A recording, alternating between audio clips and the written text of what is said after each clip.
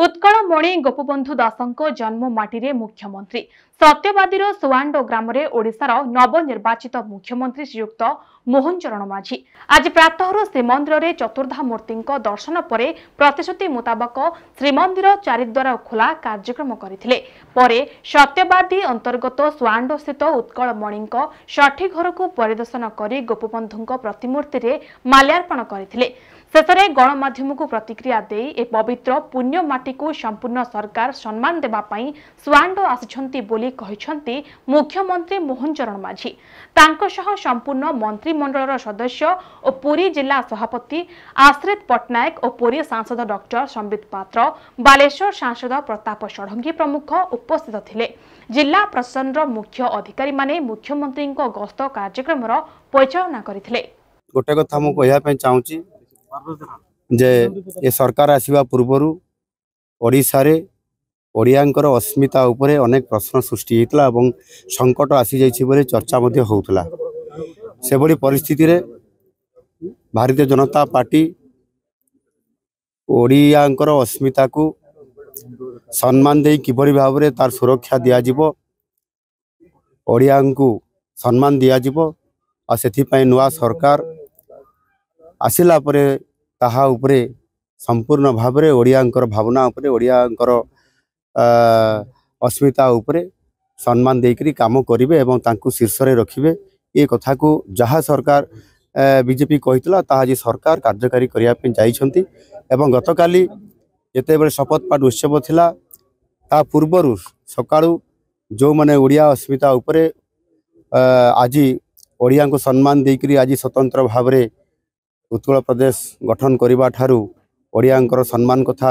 अस्मिता कथा जो माने आज बंचाई रखिथिले सेई परपुत्र मानकु पुष्पमाल्य अर्पण करी तांको सम्मान दिया जाइथिला एवं महाप्रभु जगन्नाथ को दर्शन करी आज जी आम ओडियार मुख्य अस्मिता जी ए ओडिया जाति को आज सम्मान देई बंचाई रखिछंती सेई उत्कलमणि गोपबंधु दास तांकर जन्मस्थान स्वांड को आसी ताको सम्मानित करिबा पुष्पांजलि अर्पण करिबा ये राज्य सरकार प्रमुख ये भूमिका रही एवं आज ताहा मध्य संपूर्ण भाव रे एठी ओडिशा सरकार एठी आइछंती। मो सहित हमरो डेप्यूटी सीएम केवी सिंधु आइछंती, आपनर ए माटीर झियो डेप्यूटी सीएम प्रभाती परिडापा आइछंती एवं आमर सांसद अच्छा विधायक अच्छा समस्त मंत्री परिषद मंत्री माने उपस्थित अच्छा सारा सरकार एठी आसी सम्मान देवाई गोपबंधु दास को आउ से ओडिशार ओडियार जो अस्मिता कथा पड़ता ता उपरे सरकार तीक्ष्ण माने नजर रखा सहित निश्चित भाव में सम्मान को बंचे रखापी ओडिशार गौरव रखापी काम करेंगे एवं निश्चित भाव में ओडिया को भारत वर्ष रे सबुठारो आगुआ करिया पई ए सरकार प्रतिश्रुतिबद्ध। एठी निश्चित भाव रे ए माटीर समस्त जो माने संतान अछंती पुरी रो एवं विशेष करी कि ए गाँ रो मु समस्त को देखिले आज चमत्कार भाव रे ओडिशा सरकार को स्वागत करिसंती एवं से माने आमको मध्य सम्मान करी कि जे बड़ी भाव रे एठी ओडिया रो अस्तित्व को आज ये बजाई रखिंट निश्चित भाव में धन्यवाद पात्र आपण मैंने आमको स्वागत करिसेंती। आपण मान को जो मैंने अच्छा गाँव एवं ये जिलार समस्त जनसाधारण को आम सरकार तरफ मु बहुत बहुत शुभेच्छा दूची एवं धन्यवाद। ये हूँ गोटे ऐतिहासिक कथा। ये ऐतिहासिक कथा हूँ या जे जड़े मुख्यमंत्री हैला परे मुख्यमंत्री भावे शपथ ग्रहण करिवार 24 घंटा न परुणु आसिकी पंडित उत्कलमणि गोपबंधु दास एंतुड़ी शालार परिदर्शन करवा एवं पंडित उत्कलमणि गोपबंधु दास पट्टचित्र रे पुष्पमाल्य दे आशीर्वाद नबारे ये होचंती प्रथम मुख्यमंत्री।